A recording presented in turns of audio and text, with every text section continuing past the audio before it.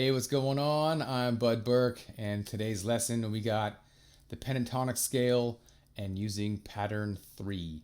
So pattern 3 is just going up in groups of 6 notes and then starting on the next string and going up 6 notes.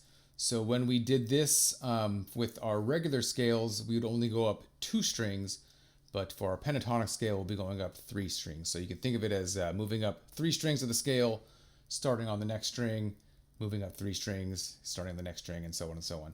Here's what it's going to sound like.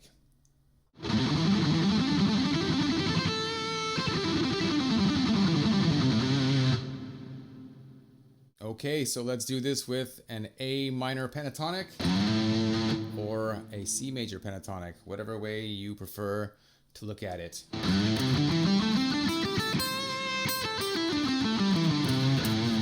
so that's just our good old standard pentatonic shape starting on the 5th fret. And just so you know, I'm using this as a major pentatonic. Depending on wherever your chord is starting, you put the first note of our pentatonic scale on that same note as the chord, and you're using it as like a blues scale or minor pentatonic.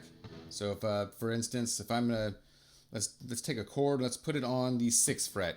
So now I'm doing a B flat major chord. Okay, so if I started my pentatonic scale on the 6th fret,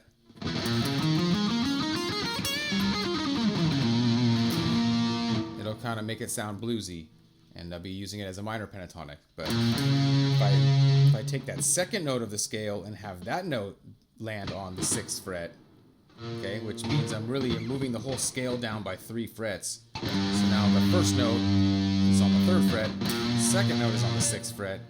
Now we'd be using the same pentatonic shape as a major pentatonic.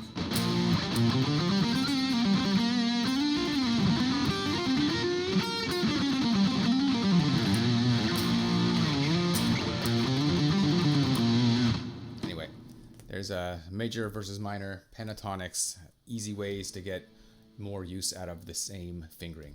Anyhow, that's not the purpose of this lesson.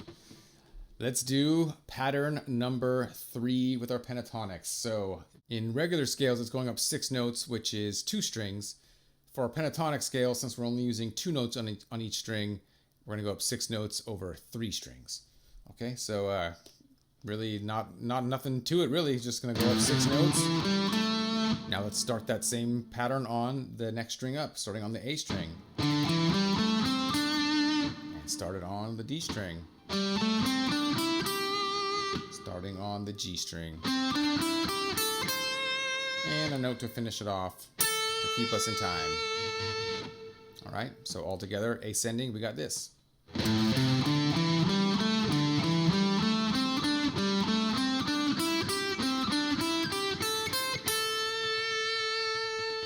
Alright, make our way back down. So starting up on the 8th fret of our high E string. Alright, and then starting on the B string, go down 6 notes. 1, 2, 3, 4, 5, 6. Starting on the G string. And then last, starting on the D string. And 1 extra note to end it. Okay, so the descending will sound like this.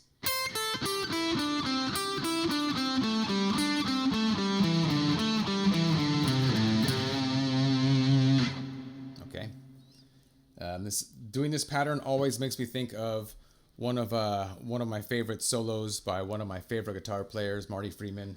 He's got a lick. He does it. I don't think he does it 2 notes per string. I think he's doing it 3 note per string pentatonics. But it's the lick is still the same. It's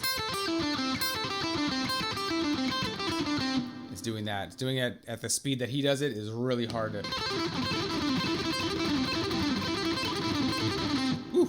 Sloppy. But yeah, that's using this pattern. You can see it was kind of grouped in groups of 16 notes. 1, 2, 3, 4, 5, 6, 7, 8, 9, 10, 11, 12, 13, 14, 15, 16.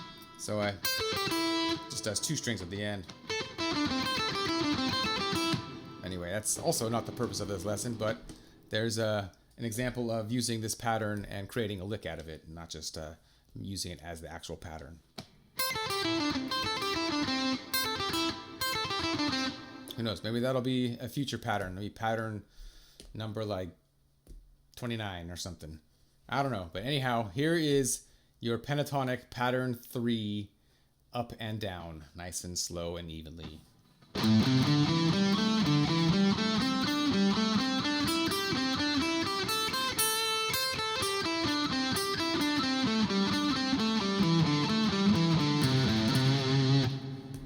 Okay, so now you've learned pattern 3 for the pentatonic scale. Now go off and get good at it. And until the next lesson, keep on jamming and take it easy. Thanks.